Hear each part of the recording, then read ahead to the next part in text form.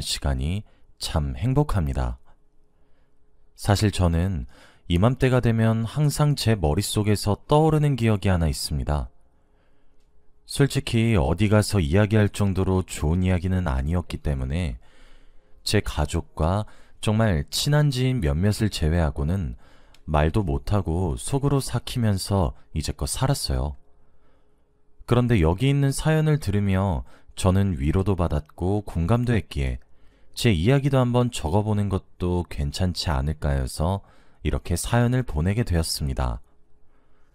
먼저 제 소개를 드리자면 저는 40대 여자이고 혼자서 딸아이를 키우고 있어요. 눈에 넣어도 아프지 않은 딸이지만 전 항상 죄스러운 마음을 가지고 있습니다. 저는 한 번 했던 결혼에 실패를 했고 전 남편과 이혼을 했거든요. 편의상 남편이라고 칭하도록 하겠습니다. 남편과 갈라서고 혼자 딸아이를 키우게 된 지 벌써 6년이란 시간이 흘렀네요. 제 딸아이는 지금 초등학생이에요. 1학년이죠. 남편에게는 딸아이가 1살이 되던 해에 소송을 걸었고 2살이 되던 해에 승소하면서 갈라섰습니다. 그 이야기를 한번 해볼까 합니다. 저는 제 자랑은 아니지만 꽤 이쁜 얼굴을 가졌어요. 아직도 처녀 시절 몸무게를 유지할 정도로 자기 관리에도 진심으로 임하고 있어요. 친정도 남부럽지 않은 집안이었어요. 엄청나게 유복한 환경이라 비싼 것들을 몸에 휘두르고 다닐 수준의 재력은 가지지 않았지만 그렇다고 가난하지도 않아 하고 싶은 것과 배우고 싶은 것들은 다 경험하며 자랐습니다. 제가 배우지 못한 것이 하나 있다면 딱 하나, 남자를 보는 눈이었지 싶어요. 남편과 결혼했을 당시 이렇게 밑바닥까지 보면서 갈라설 줄은 정말 꿈에도 생각하지 못했었습니다. 남편은 제게 무척이나 다정하고 자상했던 사람이었어요. 저희 부모님께도 정말 잘했습니다.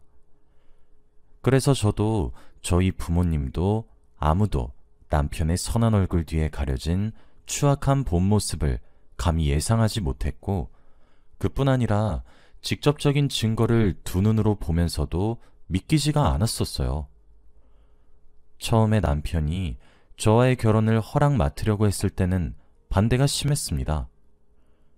저는 위로 오빠가 하나 있고 밑으로는 남동생이 하나 있는데 유달리 오빠와 남동생이 반대했어요. 부모님도 반대를 하셨는데 그 이유는 경제적인 부분 때문이었어요. 시댁보다는 저희 집이 좀 더 경제적으로나 노후에 대한 대비로나 여유로웠습니다. 저희 어머니는 평생을 교단에 서서 아이를 가르치셨던 사람이었고 아버지 또한 공무원이셨거든요. 그래서 제 친정은 노후 대비도 무척이나 잘 되어 있었고 경제적으로도 여유 있는 편에 속하셨습니다. 친정에서 지고 있는 빚도 없었고요. 전 항상 그런 저희 집을 보고 자라서 그런지 저희 집이 평균이라고 생각을 했는데 남편을 만나면서 아니란 사실을 깨달았어요. 시댁은 가난했습니다. 일단 살고 계시던 빌라도 반전세로 살고 계셨고 가지고 있으신 재산도 없으셨습니다. 당연히 노후 대비는 전혀 되어 있지 않았고 하루 벌어 하루 먹고 사는 그런 집이었어요. 그나마 남편이 좋은 직장에 취업해 넉넉한 월급을 받게 되어 그 덕을 조금 보는 그런 집안이었죠. 쉽게 말하자면 남편이 가장이었습니다. 남편과 연애를 하던 시절에 남편은 술을 마시면 항상 하던 이야기가 있었어요. 본인 처지를 수치스러워하는 것 같다가 한탄을 하는 것 같다가 저를 부러워하는 말이었어요. 저희 부모님은 두 분 다 공무원이셨고 저희 오빠와 남동생 또한 남부럽지 않은 직업을 가졌어요. 그 점과 저희 부모님께서 저희 3남매에게 물려줄 재산도 있는 점과 노후 대비가 되어 있는 점까지 그냥 제가 가진 것들과 저희 가족이 가진 것들을 부러워했어요. 어떻게 보면 자격지심이었고 어떻게 보면 못나 보이는 질투심이었죠. 남편은 항상 술에 취하면 그런 말들을 입에 담았고 자신을 자조적으로 비웃었습니다. 남편의 부모님은 노후 대비도 되지 않아 당장도 버거워하고 있고 자신이 가장이어야 되는 현실도 싫어했고, 그리고 남편에게는 나이 차이가 꽤 나는 여동생이 하나 있었는데 여동생 뒷바라지까지 해야 해서 아무것도 즐기지 못했던 자신의 청춘이 너무 불쌍하다고 얘기를 하더군요. 항상 참아야 했고 포기해야 했고 그랬던 자신을 너무 가엽게 생각하고 후회하고 있더라고요. 그래서 저더러 부럽다고 하더라고요. 전 적어도 그런 걱정 없이 하고픈 것을 했고 먹고픈 것을 먹었다고요. 저는 당시 남편을 무척이나 사랑했기 때문에 그런 점들이 미워 보이거나 없어 보인다고 느껴지지 않았어요. 오히려 안쓰러웠고 이 사람 옆에서 평생 도와주고 싶다고 생각했죠. 저를 제외한 저희 가족은 귀하게 기른 딸, 동생, 누나를 고생시키기 싫다는 이유로 결사 반대를 외쳤지만 자식을 이기는 부모도 없었고, 무엇보다 저희 남편이 정말 열심히 가족들을 설득시켰습니다. 그래서 제 가족들도 남편의 성품, 그거 하나만 믿고 결혼을 겨우 허락했죠. 그렇게 어렵게 허락을 받아 만든 제 가정이라 무척이나 소중했고 행복했습니다. 남편은 모은 돈이 많지 않았기 때문에 대부분 제 명의로 시작해야 하는 신혼이었지만 작게 시작해서 불려나가자고 의욕을 다지는 남편 덕에 걱정도 없었어요. 사실 저희 가족이 정말 많이 도와주기도 했고요. 결혼을 하고 바로 아이가 생겼고 그게 지금 제가 키우고 있는 딸아이입니다. 그렇게 아이가 태어났어요. 아이가 태어나고 저는 아이를 위해 일을 그만뒀고 육아에 전념했습니다. 아기 시절은 무척이나 빨리 지나가니까 한순간도 놓치고 싶지 않았고 그렇게 돈에 얽매이지 않아도 여유로웠거든요. 저는 아이와 함께 아파트 단지나 근처 공원을 산책하는 걸 즐겨 했어요. 제 딸은 꽃을 구경하는 것을 무척이나 좋아했고 행복해 했거든요. 그날도 어김없이 유모차에 아이를 태우고 공원을 가는 길이었습니다. 맞은편에서 한 임산부가 걸어오더라고요. 어머 이뻐라 라고 저희 아이를 보자마자 탄성을 자아냈죠. 다들 아이를 키우신 분들이라 저를 이해하실 것 같아요. 곧 출산을 앞둔 여자가 제 아이를 이뻐하면 엄마로서 말을 걸게 되어 있어요. 어머, 지금 몇 개월이세요? 라고 말이에요. 그 여자는 싹싹한 성격을 가졌고 우린 그렇게 함께 공원을 산책하게 되었습니다. 어디에 위치한 조리원이 좋다. 어느 쪽 병원에선 이 정도 가격이고 이쪽 병원에선 이 정도 가격이다. 출산할 때 뭐가 필요하다 등등 그 여자도 제게 많은 질문을 끊임없이 던졌어요. 곧 태어날 아이와 빨리 만나고 싶다고 자신의 배를 조심스레 쓰다듬는 여자의 모습에서 제가 딸아이를 만나기 직전의 모습과 겹쳐 보였죠. 그렇게 얘기를 나누다 보니 우리는 같은 아파트 단지에 사는 이웃 주민이란 사실을 알게 되었고 그 여자는 제가 살고 있는 집에 바로 옆 라인에 살고 있었어요. 이것도 인연이다 싶어서 우린 자기소개를 했죠. 저보다 1살 많은 언니더라고요. 언니 동생하며 그렇게 친분을 다졌습니다. 저는 그날 이후로도 자주 그 여자와 함께 산책을 거닐었고 차를 마셨으며 점심도 함께 했어요. 출산을 미리 축하한다고 아이의 네이도 비싸고 좋은 걸로 사서 한 벌 선물했고요. 남편도 제가 애착이 컸던 일을 그만두고 집에서 육아를 하게 되어서 많이 우울해할 줄 알았는데 그게 아니어서 다행이라고 좋은 사람과 친구를 한 것 같아 안심이 된다고 이야기를 하더라고요.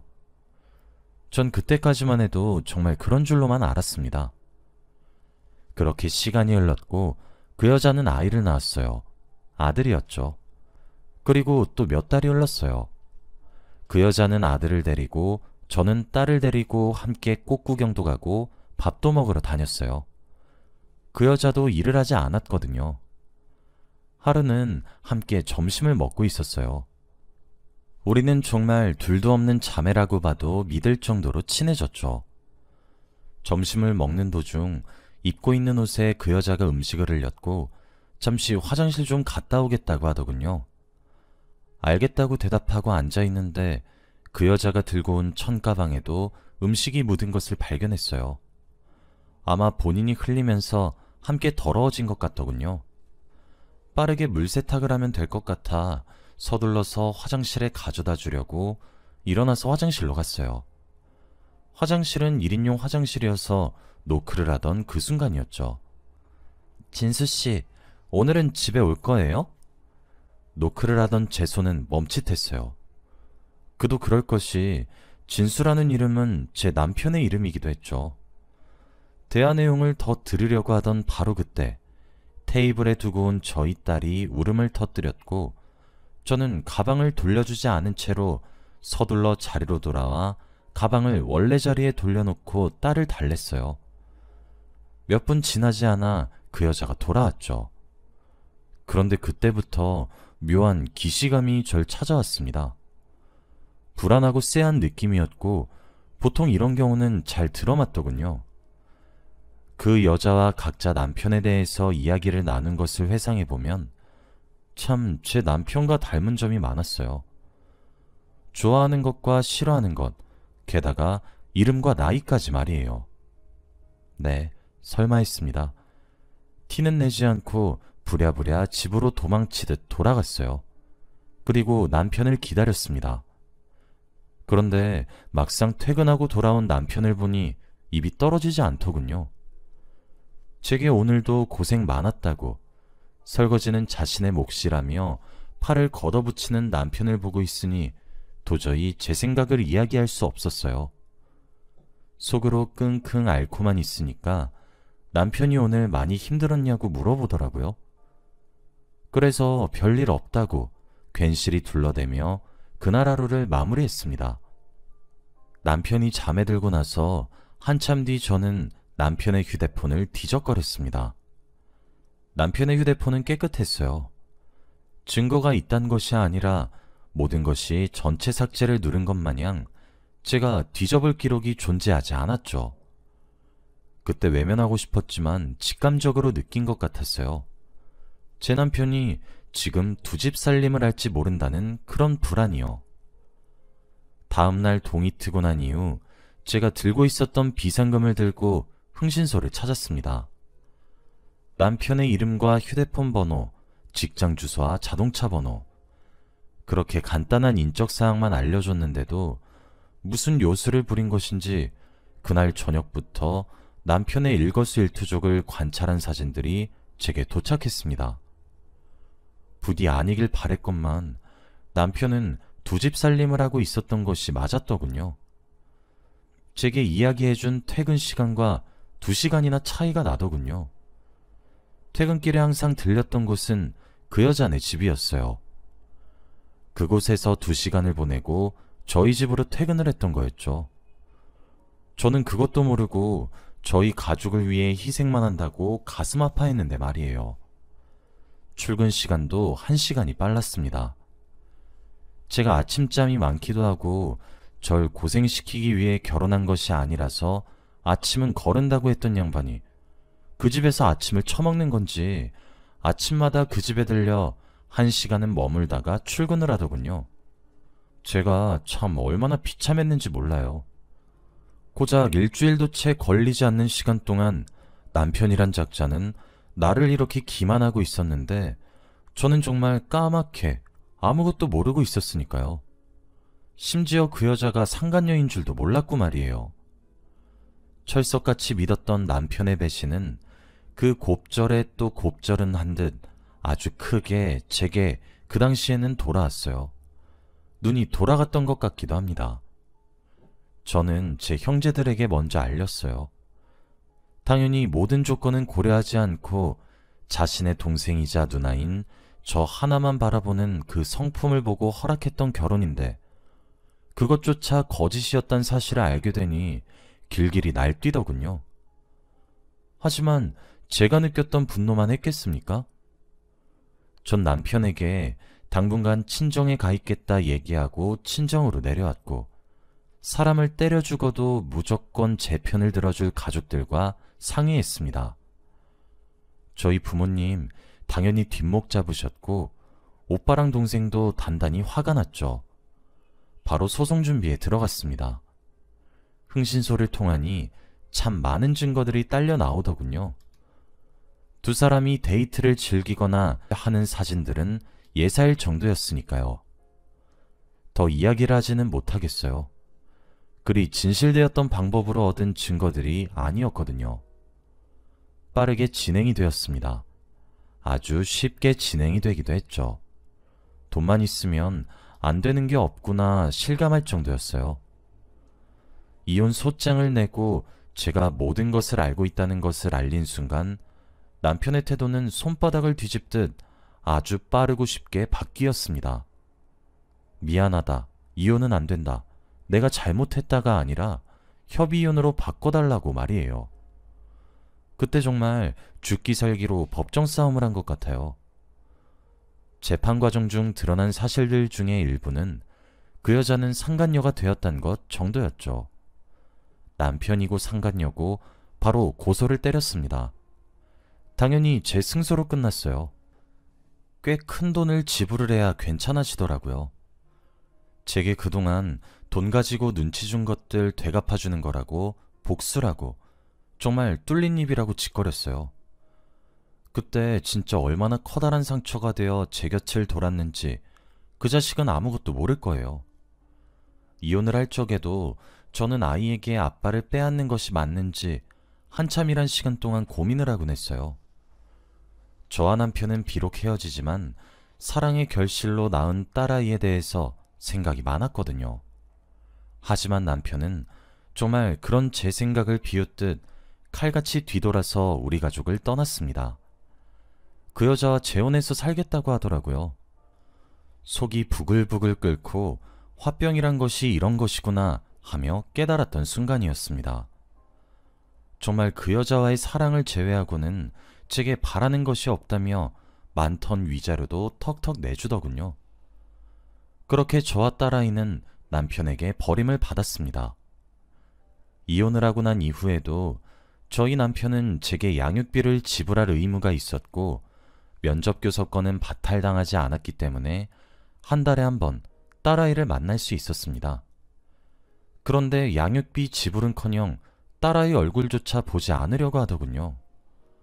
저런 놈을 제 딸아이의 아버지로 둘 바엔 죽었다고 둘러대는 것이 백배 천배 낫겠다 싶었습니다. 그렇게 겨우 바닥을 쳤던 제 인생을 지금까지 겨우겨우 끌어올렸어요. 제 딸아이는 저를 닮아서 무척이나 이쁩니다. 또래 아이들과 함께 있으면 눈에 확 들어올 정도예요.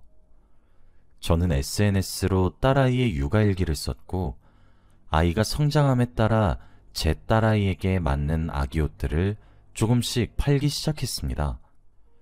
시기가 좋았던 것인지 그것은 작은 규모지만 사업으로 발전했고 이젠 한 달 수익이 평균적으로 1,000만 원에 이를 정도로 형편이 나아졌습니다. 남편이 양육비를 주지 않아도 절대 아쉬운 입장이 아니었죠. 그런데 며칠 전 제게 남편이 연락을 해왔더군요. 잘 살고 있냐고. 이제 와서 많이 늦었지만 미안하다고. 다시 생각을 해보니 자신의 짝은 저뿐이라 하더군요. 사과가 분명했으나 그것은 늦어도 한참 늦은 사과였습니다. 어이가 없어서 전화를 끊을 타이밍을 놓쳤는데 제가 전화를 받아준 줄로 착각을 한 것인지 자신에게 있었던 이야기를 하나하나 제게 낱낱이 이야기하기 시작했습니다. 저와 제 딸아이를 버려가면서까지 만난 그 여자였지만 그 여자가 낳은 아들이 자신의 친자가 아니었다고 이야기를 하더라고요. 그 아이가 뺑소니 사고가 났고 그 사고에 크게 휘말렸으며 응급수술을 하기 전 혈액이 양이 너무 부족해 수혈을 받아야 했는데 그 과정에서 그 아이의 혈액형을 남편이 들은 것이었고 아내를 달달 볶았더니 아내가 진실을 터놓았다 하더군요. 설마 싶어서 유전자 검사도 했는데 결과는 불일치로 났다고 합니다. 그래서 불륜으로 이혼 소송을 하고 있다고 제게 하소연하더군요. 그러면서 저더러 늦었지만 미안했다고, 우리 딸아이의 얼굴을 봐서라도 다시 합치자고, 그렇게 오순도순 화목하게 잘 살자고 하는 개소리를 기어코 제게 털어놓더라고요. 제가 미쳤다고 그러겠습니까? 여자의 눈이 멀어 마누라를 내팽개치는 건, 그래, 그것도 이해가 가진 않지만 100번 1000번 양보해서 이해하라면 할 수 있습니다. 그렇게 두 사람이 운명일 수도 있는 것이니까요. 하지만 자기 자식까지 내팽개치고 면접 교섭권조차 그 여자가 아이를 만난다는 것이 싫다는 이유, 그거 하나만으로 면접 교섭권을 사용하지도 않아 놓고 아이를 잘 키우자고 뻔뻔하게 내뱉는데 기가 차다 못해 황당했어요. 그건 저뿐만은 아니었는지 그 사람도 그런 생각을 하는 모양이었습니다. 저는 또박또박 말을 했어요. 이제껏 면접 교섭권을 아이가 원하고 내가 불렀음에도 참석하지 않았다고 말이에요. 그런데 무슨 낯짝으로 요구하냐고 쏘아대었습니다. 전 그때 어렸던 여자가 아니고 이제 어엿한 사장님 소리를 듣는 한 아이의 엄마였으니까요. 그렇게 쿨하게 전화를 끊었지만 찰거머리 같은 녀석은 제게 더욱더 매달리려고 애쓰는 듯합니다. 아마 본인이 양심이 있다면 제게 소송을 걸겠나 싶긴 한데 일단 뭐든 철저히 준비해서 대비하려고 합니다. 여기까지가 제 이야기였습니다. 저는 그때 다 풀어지지 않았던 제 복수가 이제 성공하는 듯한 느낌이에요. 인과응보라는 말이 있듯이 저는 그놈이 지은 죄를 본인이 스스로 돌려받는 듯하는 느낌이었거든요. 더욱더 상처를 받았으면 좋겠고 그로 인해 제 마음을 티끌이라도 이해하길 바랍니다. 긴 이야기 들어주셔서 감사합니다. 추후 또 다른 이야기거리가 있다면 다시 찾아올게요. 그때까지 건강하세요.